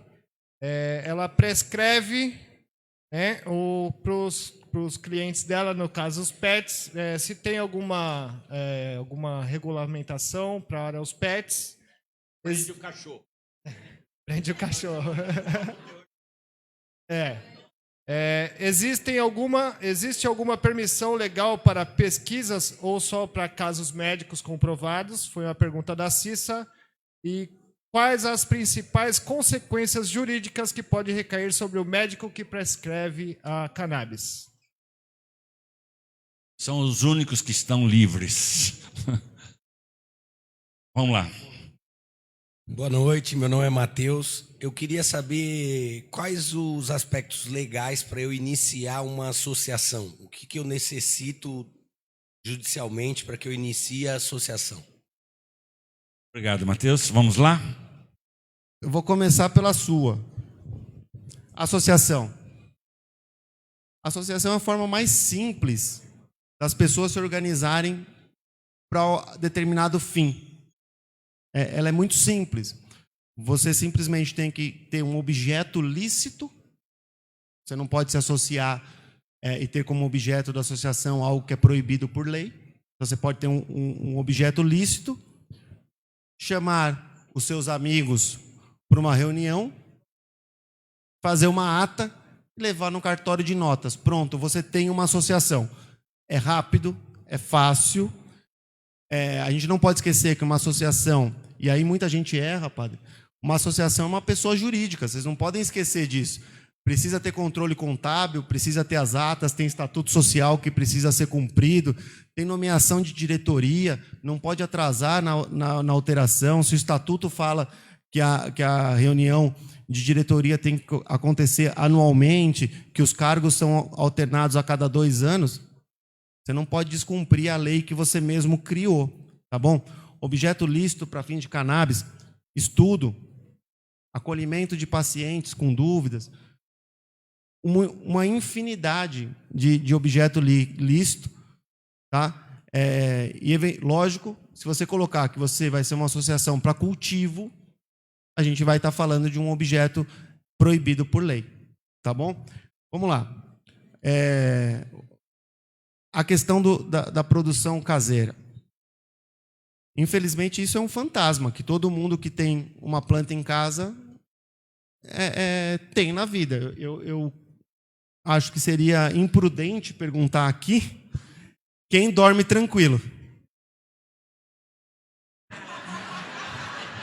O senhor tem proteção divina. Eu já falei aqui, mas a gente é velho, pode repetir. Eu estava plantando, eu falei, nossa, hoje é dia de São Jorge. Eu falei, São Jorge, se a polícia vier, eu vou falar que foi você que plantou. Aí São Jorge falou, tá bom, mas eu quero ser preso com aquele delegado da Praça da Sé. Por quê? Lá da noite pro dia desapareceu 1 tonelada de maconha do delegacia. O rato que comeu, né? Então, realmente, quem tem uma noite de sono tranquila, tendo uma produção em casa, sem o resguardo judicial. E assim, as pessoas falam, puta, Leonardo, você é totalmente contra ter o cultivo caseiro sem nenhum tipo de resguardo? Não, eu não sou contra, porque a gente tem um conteúdo normativo que eu coloquei para vocês que resguarda isso. Então, se você tiver algum tipo de denúncia na tua casa, e aí, respondendo, a princípio, quem pode ir na tua casa é a polícia militar ou a delegacia de narcóticos. Tá? E, no caso do crime de tráfico de drogas, não precisa de mandado. É flagrante. Pelo menos esse é o meu entendimento, há quem fale diferente. Tá? Então é um risco tremendo. É um risco tremendo. Tá? E, eu duvido que alguém aqui queira passar por uma situação dessa. Não é legal. Vamos aqui agora. Com relação à análise química do óleo. Eu tive contato esses dias com um produtor e a resposta que eu tive foi que o óleo dele, ele passa amostras para a Universidade Federal do Rio Grande do Norte e faz uma análise química do conteúdo do óleo dele. Então, eu não acredito que quem está produzindo o óleo de forma individual ou de forma associativa, eu não vejo nenhum tipo de problema em se requerer uma análise química do óleo. Tá? Inclusive, em Barcelona, né, na Espanha, quem faz essa análise é o próprio governo. Então, você leva qualquer substância em um posto de coleta do Estado e o Estado depois devolve para você exatamente a composição daquilo que você apresentou e informando até quantas gramas ele retirou para fazer a análise. Então, eu não vejo, aqui no Brasil, eu não vejo que se de forma particular a pessoa pagar pelo exame daquele material, eu não acredito que vai ter nenhum tipo de problema. Se for pego com o óleo pronto, primeiro que eu acho difícil que qualquer agente policial tenha conhecimento do conteúdo do que está dentro daquele frasco. Eu acho que é o primeiro grande impeditivo. Acho que é impossível que alguém olhe para um frasquinho e fale: não, aqui tem substância alucinógena proibida. Ou seja, para viabilizar qualquer tipo de prisão ou restrição com base no óleo, esse óleo tem que estar submetido a análise. O que eu temo em dizer que não vai acontecer. Então, se você for pego com óleo, eu acredito que você não vai ter nenhum tipo de restrição. Agora, trazer o óleo no avião sem ser um paciente, hoje chamado de paciente Anvisa, talvez você perca o seu óleo no desembarque.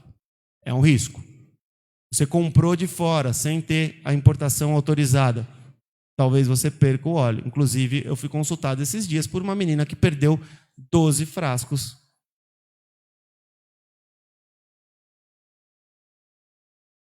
Ficou no desembaraço aduaneiro. Ficou, tá? Com relação aos VETs, eu realmente... a última consulta... Cadê a veterinária que estava aqui? Não, mas tem uma veterinária aqui também. Outra aqui? Legal. Me corrijam se eu estiver errado, mas da mesma forma que o Conselho Federal de Medicina não se manifestou positivamente, muito pelo contrário, está quietinho, pelo que eu vi, o Conselho de Veterinária também não editou nenhum tipo de regulamentação. Tá? É isso, né? É isso. E aí a gente cai... Eu vou juntar as duas perguntas, que é com relação ao ato médico. O ato médico é inviolável. O médico ele tem obrigação de proporcionar saúde e bem-estar para o seu paciente, desde que informe para o paciente aquilo que ele está sendo submetido. Então, o ato médico pressupõe informação também do paciente ao tipo de tratamento.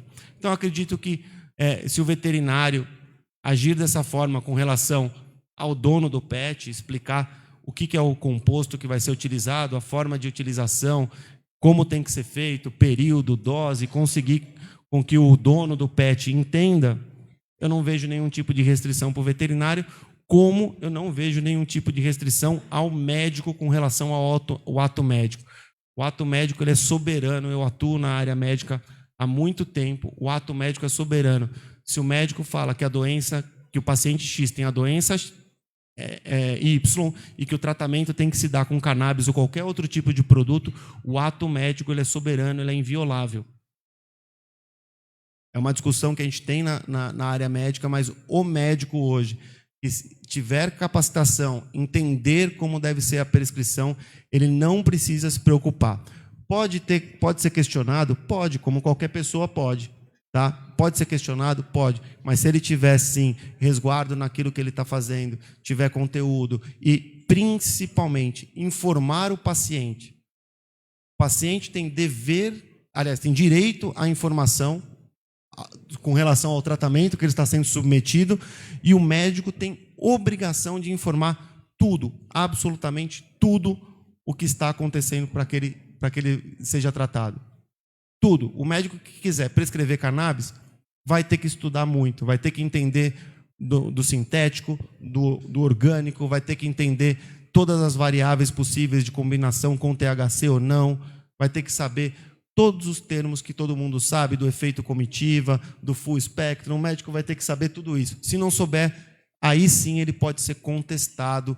Não diria que ele vai sofrer restrições, mas ele pode vir ser contestado sim pelo seu órgão de classe. Tá bom?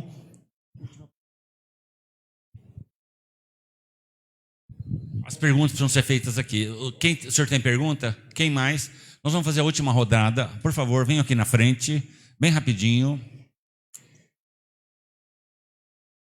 Vamos lá, a sua pergunta. O seu nome? Seu Osni, que bairro que o senhor é? Aí, Carvalho, por favor. Boa noite a todos. Boa noite, doutor.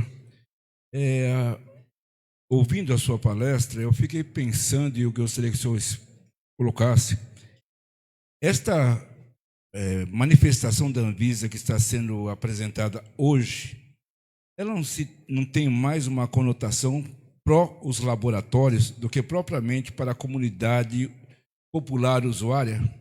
Essa é uma questão. Uma outra questão, não é bem uma questão, se o senhor me permite fazer uma observação.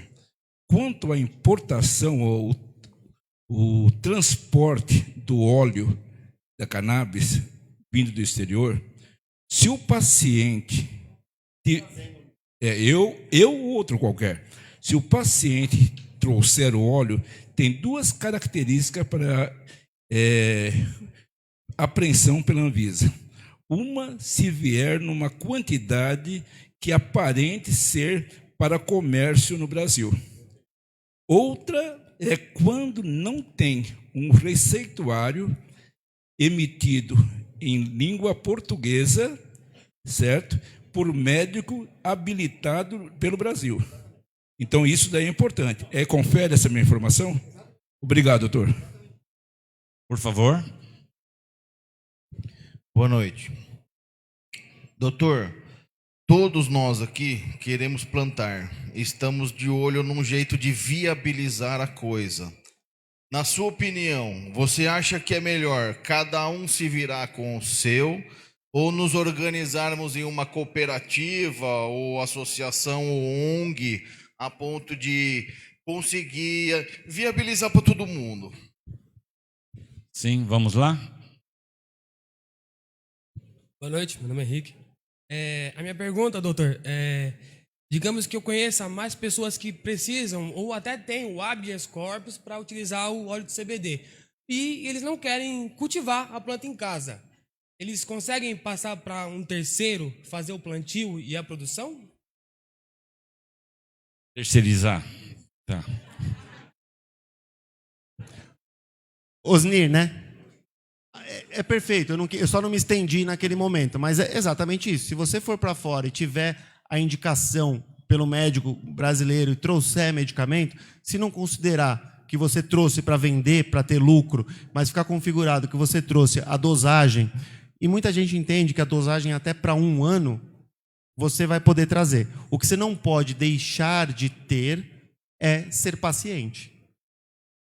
Isso é o mais importante, não tem o que se falar. Com relação ao caráter da norma da Anvisa, eu diria o seguinte: se a gente for pensar friamente, nem os laboratórios ficaram felizes. Por quê? Porque a partir do momento que você cria mais uma etapa no processo de produção, você aumenta o custo. Então, se eu não posso ter acesso aqui no Brasil ao extrato ou a planta in natura, e eu tenho que trazer só o extrato de fora, eu estou criando mais uma cadeia de negócio dentro dessa operação. Então, eu tenho que ter alguém lá fora que tenha o produto devidamente homologado para vir para o Brasil, para que uma empresa farmacêutica adquira e faça o produto.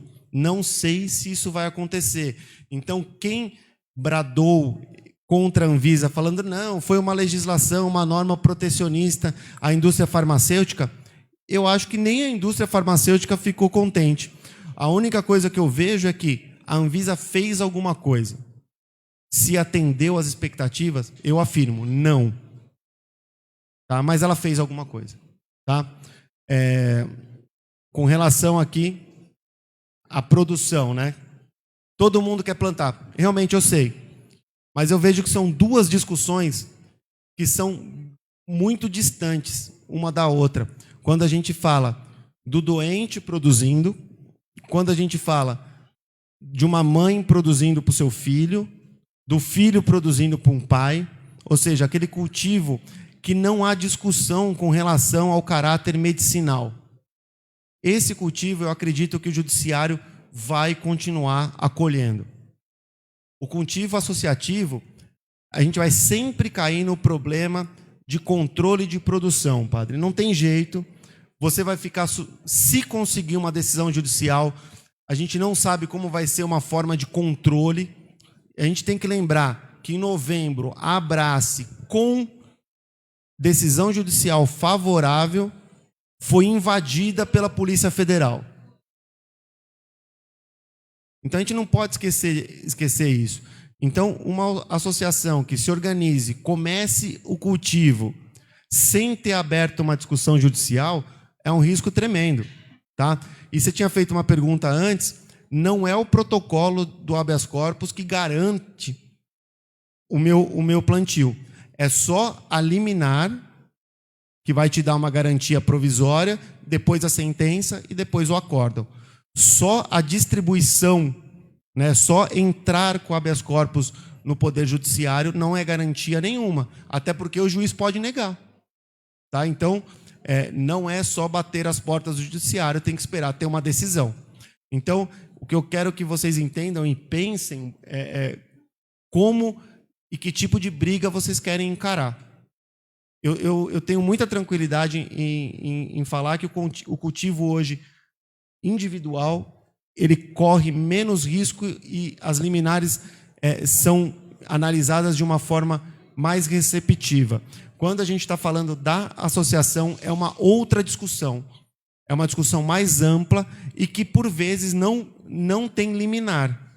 Ou seja, é um processo que pode cair no que a gente chama de processo normal no fórum e demorar anos para ser julgado. Então, daqui 5 anos, esse julgamento acontece e aí a associação nem mais existe. Tá? E isso a gente vê não só na cannabis, tá? Diversas outras associações, por exemplo, para viabilizar tratamentos para doenças raras, uma série de coisas que precisam bater a porta do judiciário, muitas vezes as decisões são proteladas o máximo e o doente acaba sendo inviabilizado com relação ao tratamento. Com relação a pessoas que têm HC, o HC ele é pessoal, intransferível. A ordem de salvo-conduto ela é exclusivamente da pessoa que figura como autor do habeas corpus, que no habeas corpus é chamado de paciente, né? O paciente impetrou o habeas corpus. Então, o HC da Gisele, a única pessoa autorizada é o Raul a participar do processo de plantio e produção do óleo. Acabou. Uma criança é a mãe ou o pai. Existem juízes, inclusive, que querem... Exato, é endereço especificado, é local certo e determinado da produção. As pessoas precisam ser identificadas, todo mundo que tiver acesso àquele plantio precisam ser identificadas, empregada da casa, o avô que mora dentro da casa precisa estar relacionado no HC. Tá? Então, ele é individual, intransferível.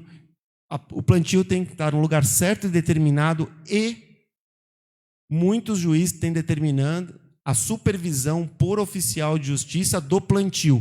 Então, se eu tenho um HC, que eu tenho autorização para 10 plantas, se o oficial de justiça chegar lá e constatar 15, ele vai destruir 5.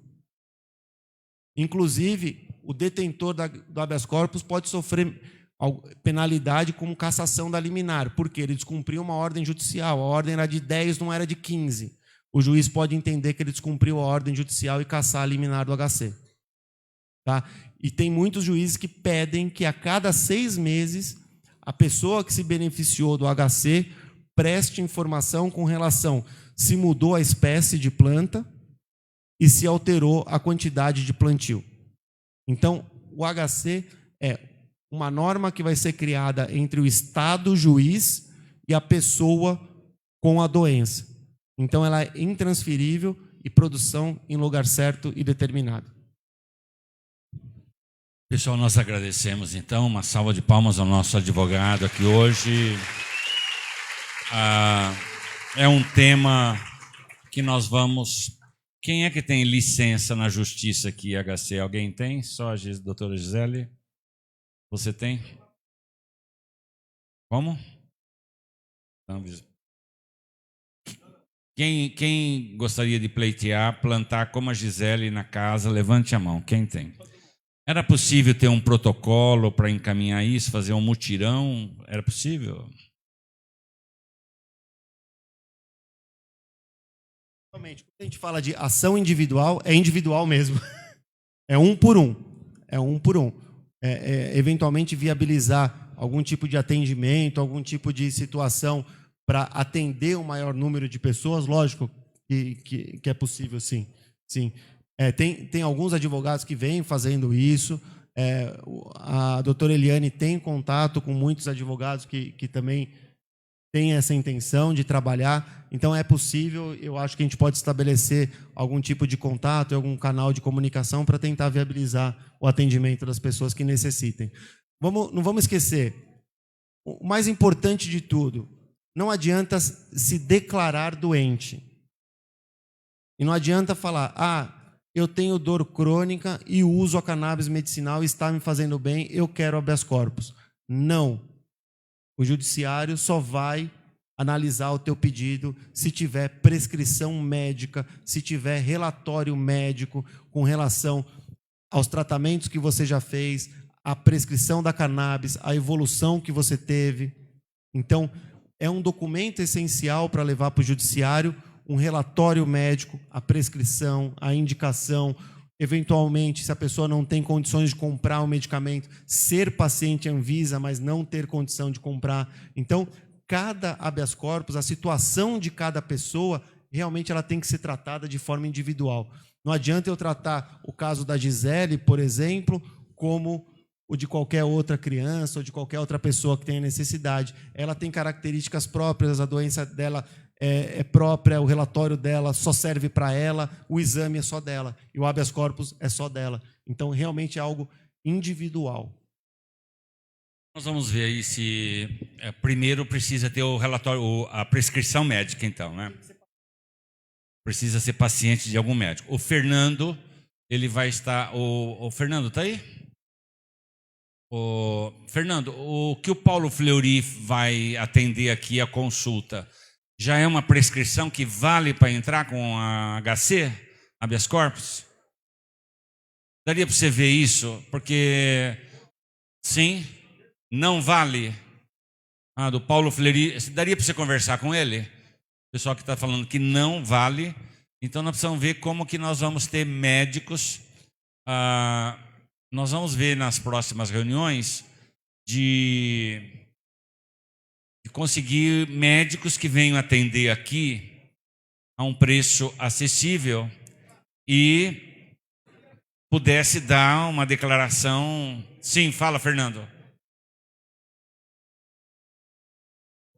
Mas a questão agora é o seguinte: precisava ter, nas próximas reuniões, trazer uma proposta concreta de médicos que fazem a prescrição oficial.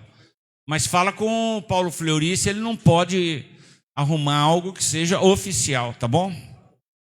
Para a próxima reunião, o Fernando traz essa resposta. Pedir para a doutora Eliane, para todo mundo, que comece a ver médicos, indicar médicos que façam uma prescrição. Tá bom, gente? Muito obrigado, então. E vamos ouvir agora a doutora Gisele. Ela é a mãe do Raul. E já vieram aqui há um ano atrás, né? Há um ano atrás.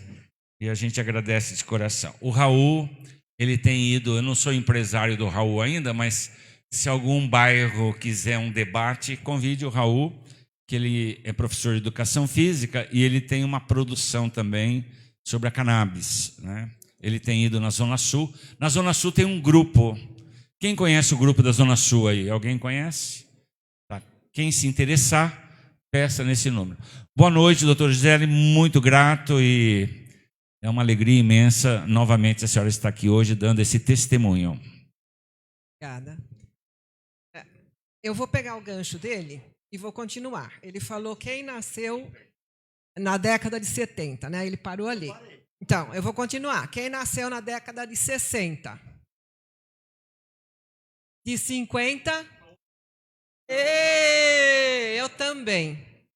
Por que eu vou falar rapidamente de preconceito? Eu nasci em 1958. Vocês têm ideia de como era o preconceito em 1958? Muito maior do que o preconceito hoje. E eu tinha um preconceito enorme. Eu não sabia que maconha era uma coisa e cocaína era outra. Para mim era a mesma coisa, era droga, ilegal, mata. Era esse o tamanho do meu preconceito. Eu precisei ter um tumor na cabeça para o preconceito cair. Eu não sei se eu teria conseguido ultrapassar essa barreira se eu não tivesse recebido um diagnóstico de tumor cerebral. Aí foi fácil. Aí não há dano maior do que o próprio tumor possa provocar. Então, aí vale a pena qualquer risco, porque eu já tenho um risco grande. Então, correr mais riscos. Exatamente. Então, o meu filho, no começo, ele me passava links de depoimentos de pessoas que tinham um tumor cerebral, que segurava o crescimento e tal. Eu sou biomédica, mestre e doutora em saúde pública, então, a partir do momento que eu deixei o preconceito cair, foi fácil para mim pesquisar e me inteirar, e hoje eu falo com toda certeza, preconceito é falta de informação. Eu, doutora em saúde pública, não tinha informação. Porque é só se informar, tá aí, né? Mas, gente, com doutorado, eu não me informei. O preconceito estava lá. Eu só fui me informar quando fiquei com um diagnóstico assustador. Bom, queria falar só rapidamente do preconceito, porque todo mundo sabe, né? Então, vamos falar, então, agora da minha história. Então, vamos começar o tratamento. Então, as primeiras sementes foram de traficante, né? Doação anônima. E aí começamos a plantar. Medo. Muito medo. Porque tem cheiro, né? Vizinhança percebe. Perfume. E tem um vizinho que foi lá com um drone lá para ver, né, o que estava acontecendo lá em cima. No terceiro andar, moro num sobrado em Bertioga, e tem o terceiro andar, a laje lá, é lá na laje. E foi lá o cara com o negocinho, falei, pronto, agora eu vou ser presa. Bom, começamos, o Raul fez tudo que podia ser feito no plantio e na extração, aprendeu, fez curso, ele vai falar um pouquinho sobre isso hoje, e eu comecei o meu tratamento. Com muito medo, não contei para quase ninguém, porque mesmo uma amiga muito próxima que eu contei me criticou. Então, assim, é complicado. É complicado você lutar contra um preconceito e você se expor para receber um preconceito.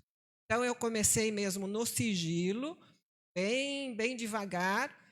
E eu gosto de falar que existe a doença e o que existe em torno da doença. Em torno da doença é a insônia, o estresse, o mau humor, o jogar a toalha. Então, eu já vou morrer e pronto, e estava me preparando para morrer mesmo. Então, o caminho era esse, deixa eu morrer em paz e acabou.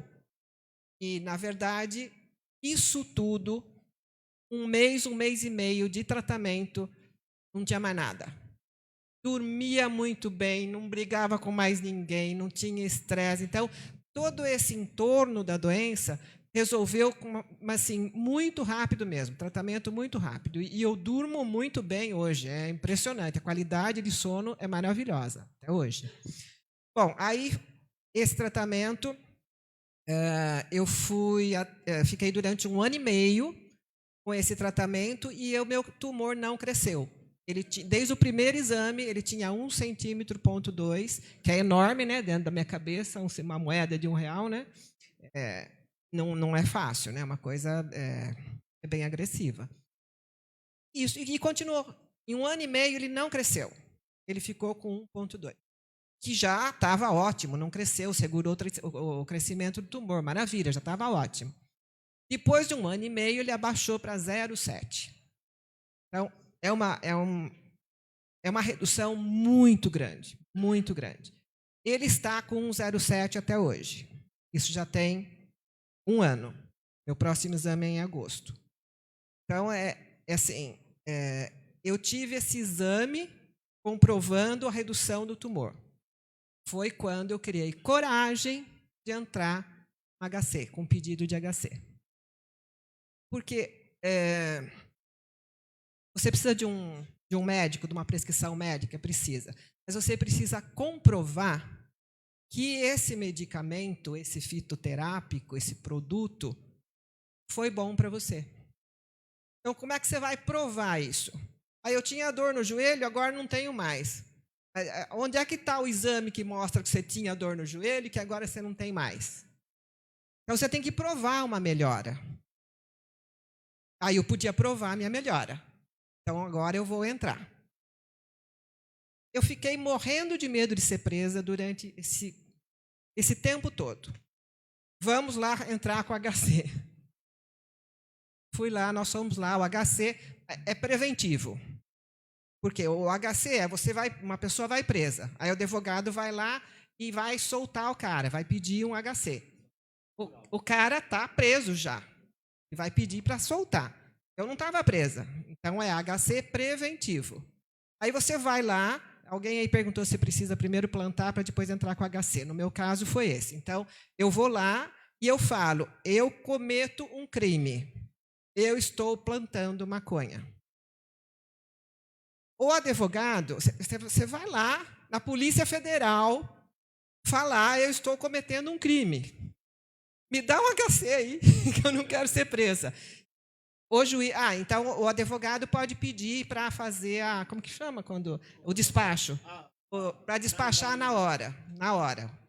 Então ficamos lá das 10 da manhã até 5 da tarde. O advogado precisou vir embora. O Raul veio, porque eles em Santos. Eu moro em Bertioga, então o meu pedido foi de Santos, foi o primeiro de Santos. Acho que não tem segundo ainda. O primeiro que conseguiu, que foi aprovado. Aí tanto o advogado quanto o meu filho vieram embora e eu fiquei sozinha lá. Aí, 7 horas da noite, o juiz me chama, porque o advogado já não estava mais lá, mas a paciente estava, então vamos lá. E ele perguntou para mim, quanto tempo a senhora planta? 1 ano e meio. Por que não entrou antes? Medo. Por que entrou agora? Porque eu não aguento mais passar medo. Eu quero fazer isso de uma forma legal. Alguém já bateu na sua porta? Foi alguma polícia? Eu falei, graças a Deus não, porque se tivesse ido eu não morria de tumor, eu morria de infarto. Aí, verdade, porque eu morria de medo. Ele vira para mim e ele fala assim, bom, a senhora cometeu um crime, confessou o crime, o seu risco de ser presa agora é maior do que antes. Que agora é reconfessa, né, que fala? Agora é reconfessa. Aí foi difícil, porque ele não analisou, o meu HC demorou quase mais de 2 meses para sair. Nesses 2 meses, o meu risco de ser presa era maior do que antes. Eu parava o carro no vizinho, porque se a polícia, juro por Deus, fiquei quase mais de 2 meses parando o carro no vizinho. Porque se a polícia batesse lá, eu saía pelo vizinho e vinha embora para São Paulo. Certo ou errado, não sei o que eu ia fazer. Meu plano de fuga estava lá prontinho. E mesmo assim eu não dormia bem. Nem com a maconha eu dormia bem. Realmente o medo, o risco existe. Hoje eu falo, vale a pena? Eu acho que vale. Acho que ele, como advogado, tem que falar, existe risco, você quer correr? Eu, como paciente, falo, corram esse risco. Faz, planta. O individual é mais rápido e mais fácil. Planta. Não planta sem pelo menos, uma receita médica, né? Pelo menos. Tenta se proteger de alguma forma. Porque uma receita médica, você pode até ir preso, mas você tem uma receita médica. Tem como o advogado pode conseguir seu habeas corpus, que não é preventivo, porque você tem uma receita médica. Então, eu acho que você tem que se proteger da melhor forma possível. Tem vizinho que vai reclamar, tem vizinho que vai denunciar, e pode ser que não aconteça nada.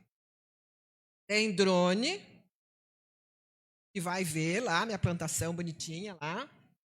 Então, assim, essa foi a minha experiência, eu acho que vale a pena, eu acho que todo mundo que tem vontade de plantar, começa hoje, planta. É verdade. É verdade, tem que arriscar.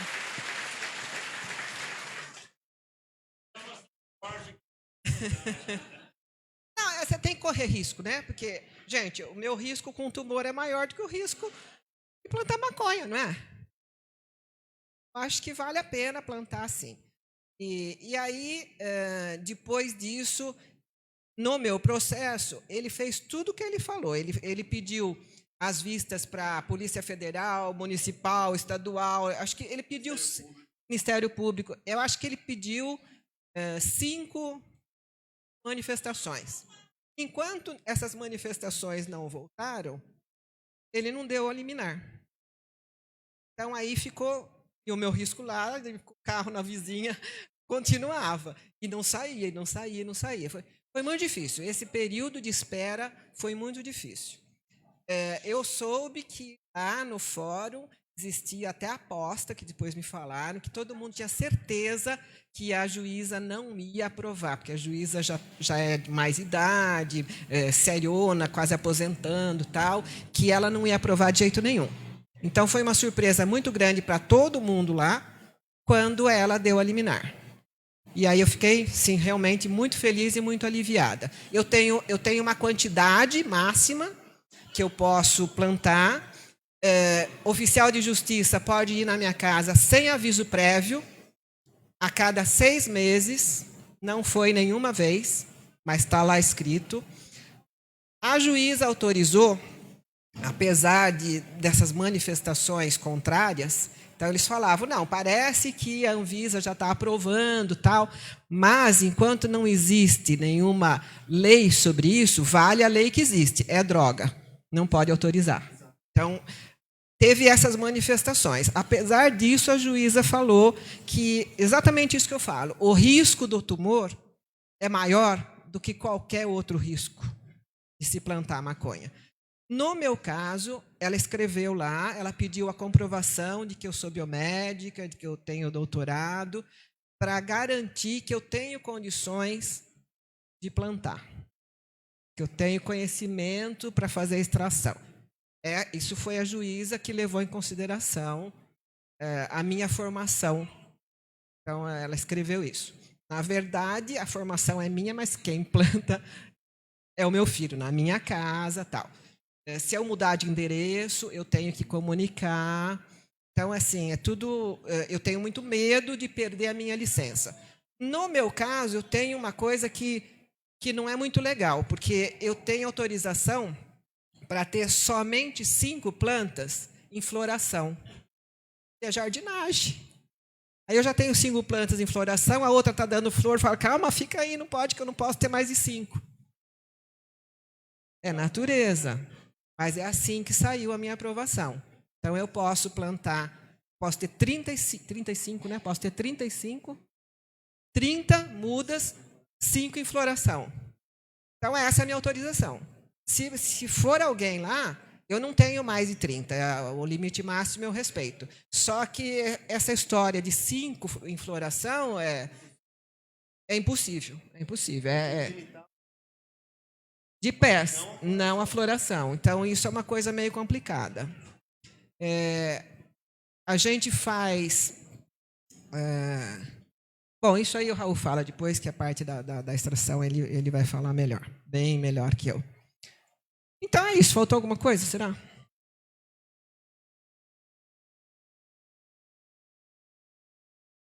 Quem tiver perguntas tem que fazer aqui, viu? Tem que vir aqui na frente. Vamos ouvir uma palavra do Raul.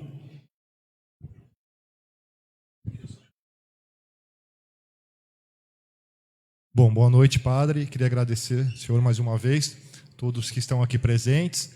Eu estou aqui desde o primeiro curso, né, há 1 ano atrás. Estou vendo bastante gente nova. Agradecer minha mãe também pela presença. E, bom, daqui a pouco a gente vai passar um vídeo também, né, que já está no ponto aí. Então, eu queria primeiro explicar um pouco que tem vários desafios, né, na área da cannabis medicinal. Um grande desafio é os médicos, né, entenderem o sistema endocannabinoide, porque eles não aprenderam isso no curso que eles fizeram. Então já começa por aí, né?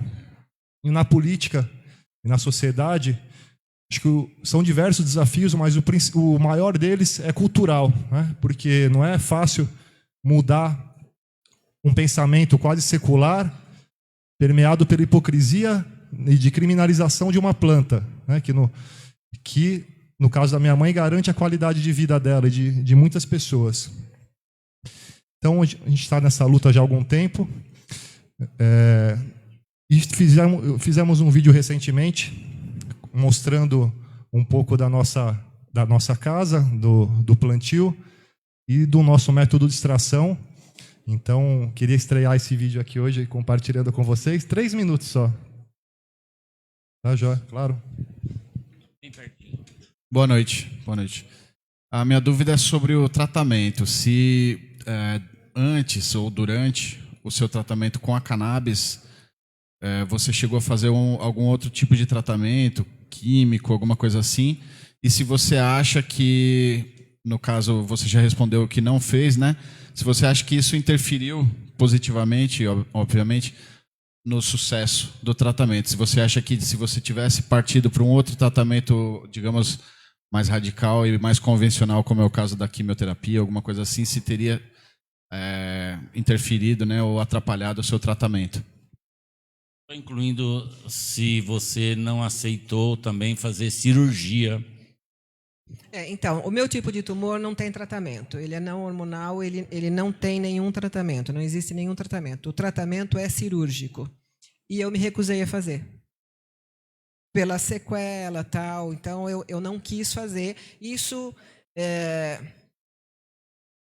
tem que ter muita coragem para não fazer a cirurgia. Todo mundo... Eu fui em 6 neurologistas. Ninguém me apoiou.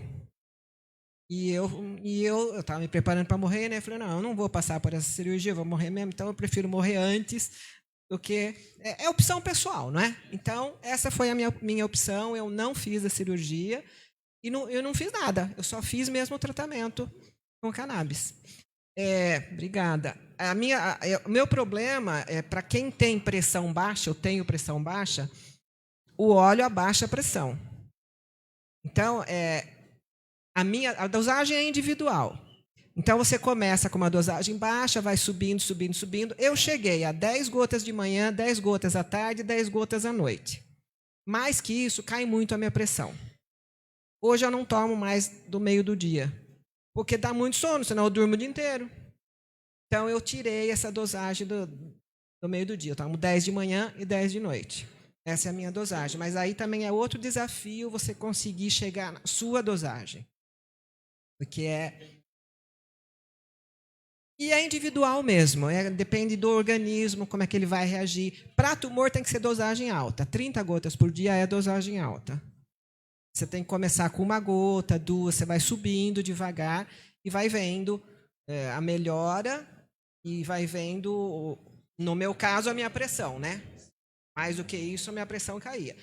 E eu cometi, eu vou contar porque é engraçado. Eu fui para a casa dos meus pais e fiquei 3 dias lá. E aí, sem o remédio, eu não levei.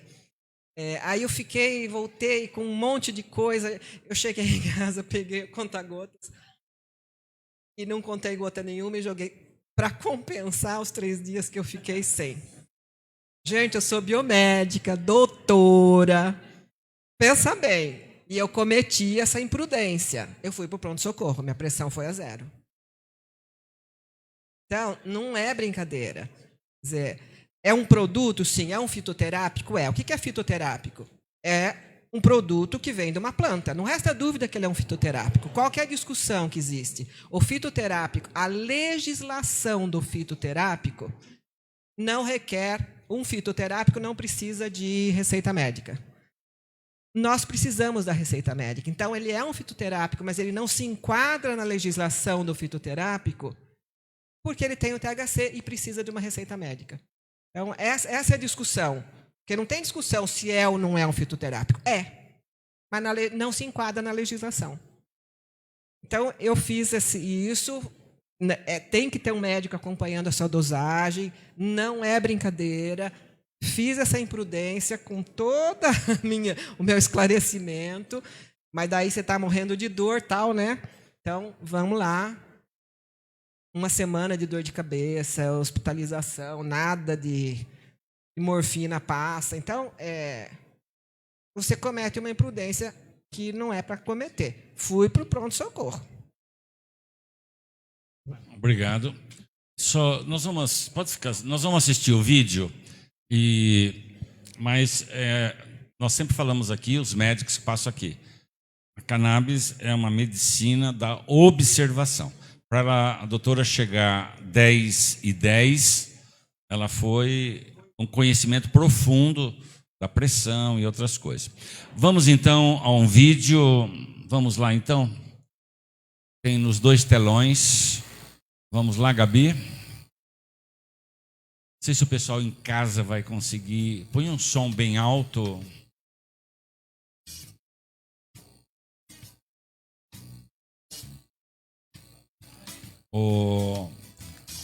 Podia iniciar novamente o som mais alto. O som, Maurinho, mais alto. Mais alto, mais alto. E foi preciso superar esse... Põe no início, fazendo favor. O Maurinho tá aí ou não? Dá para elevar o som, fazendo favor? Como? É no computador, Gabi. Você podia vir orientar aqui?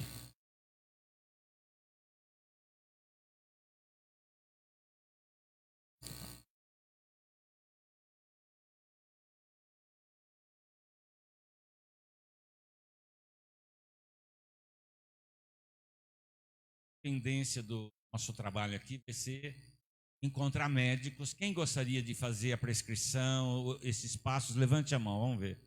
Médicos. Hã? Como? Dentista? Não sei se médico, dentista pode prescrever? Vai arrumar uma briga com como que chama lá? A reserva de mercado do Conselho Federal de Medicina, né? Vamos ver quem que mais. A gente põe os 2 num ringue aí, olha, dentista e médico. Mas vamos tentar. Eu acho que é um caminho além do médico. Quem sabe você reforçar também dentro da. Vamos lá, Gabi. Deu para encontrar o som aí ou não?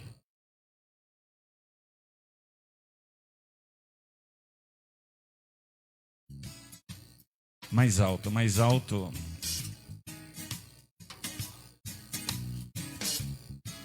Mais alto. Aí. Eu quero começar falando sobre preconceito. É que tem gente em casa. Eu tinha um preconceito bem grande contra usuários de maconha. E foi preciso superar esse preconceito para concordar em iniciar esse tratamento.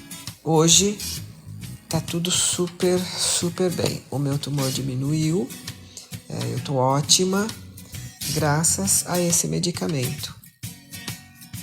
E é a flor que a gente utiliza para fazer a extração do óleo de cannabis. Nós iniciamos a plantação de uma forma ilegal e eu tinha muito medo de ser presa. Não é complicado, dá para fazer, tem curso, né, que ensina a fazer a extração. Quem faz para mim é o meu filho, Raul. É colocado numa bag essas flores já secas, né? Esse gelo seco vai fazer o que a gente precisa para fazer o óleo, passe através dessa peneira.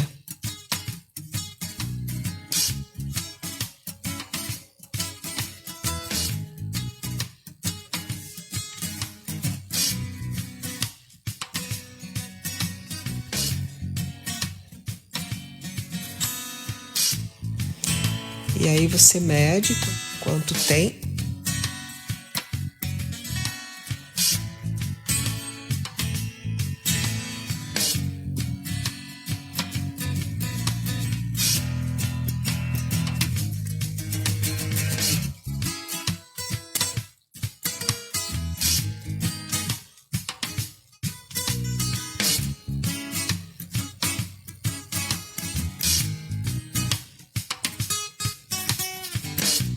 E coloca um óleo, nós usamos o TCM, triglicerídeos de cadeia média, E aí vai para ficar cozinhando durante 4 horas. E mexendo, cozinhando e mexendo durante 4 horas. Depois disso, o óleo está pronto, o meu medicamento.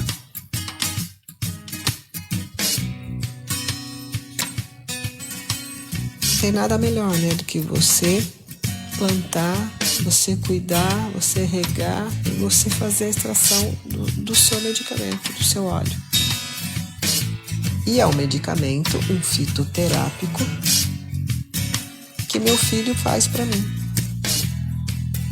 A custo baixo, né? Não precisa comprar e você tem certeza da procedência, sabe que é coisa boa, né?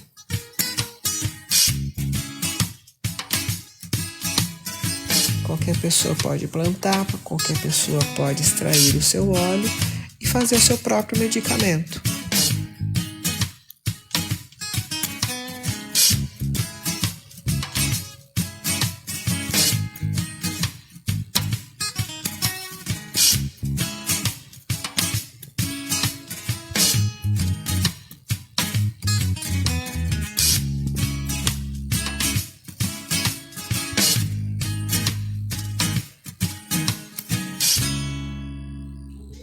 Muito bem. Nós vamos combinar com o Raul um dia uma aula prática aqui, sim ou não? Não vai ser com a flor da cannabis, mas a flor, nós vamos trazer rosas. Vamos lá, pergunta final. É uma perguntinha simples, né? A senhora falou que um dos seus planos de fuga era pegar o carro e vir para São Paulo, né? Mas vamos supor que a senhora fosse parada pela Blitz e eles pedissem o teste do bafômetro. Não ia acusar nada, porque não é feito com extrato alcoólico, né? Ah, tá certo. Muito obrigado. Pessoal, valeu hoje, gente. Então, olha, cada terça-feira nós vamos aprendendo um pedaço da luta da cannabis. Hoje fizemos o segundo encontro. Está ali a doutora Eliane, uma salva de palmas, ela esteve aqui a semana passada, a Eliane. E um desafio nosso é ter um tipo de uma clínica com médicos para atender aqui na região. Tá? O doutor Paulo Fleury vai passar 4 dias, mas aí nós precisamos ver com ele se ele pode melhorar a prescrição, tá bom? Uma grande salva de palmas ao nosso advogado. Muito obrigado, doutor. Muito obrigado. Aqui tem a semente da moringa. Quem quiser levar a semente da moringa, fale ali com o nosso seminarista, o Alex. Tem o caldo da Elma ou acabou o caldo? Já acabou o caldo ou não? O caldo da Elma tem ainda? Ali tem as cartas da cannabis. Quem pretende fazer o processo na justiça, faz o anexo daquelas cartas da cannabis, né? E são documentos do Dr. Jair Ribeiro, da doutora Carolina Nossetti e outras cartas que ajudam a um entendimento, tá bom?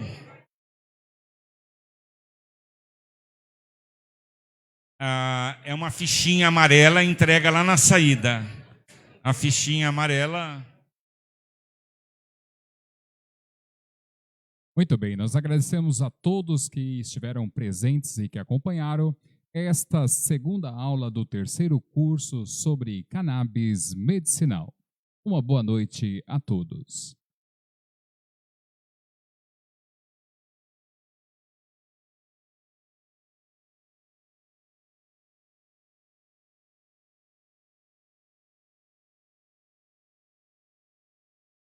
Dando um pedaço. Curso sobre cannabis medicinal. Uma boa noite a todos.